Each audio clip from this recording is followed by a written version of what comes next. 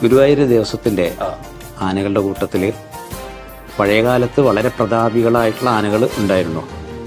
ഗുരുവായൂർ കേശവനുണ്ട്, ഗുരുവായൂർ പത്മനാഭനുണ്ട്. ഏകദേശം ആ നിലവാരത്തിലേക്ക് എത്തിപ്പെടുമെന്ന് നമ്മൾ പ്രതീക്ഷിക്കുന്ന ആനയാണ് ഇന്ദ്രസൻ.